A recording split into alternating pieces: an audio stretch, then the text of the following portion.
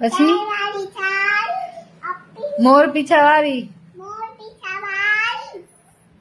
આપીશ. પછી ખાવાને પીવાને આપીશ.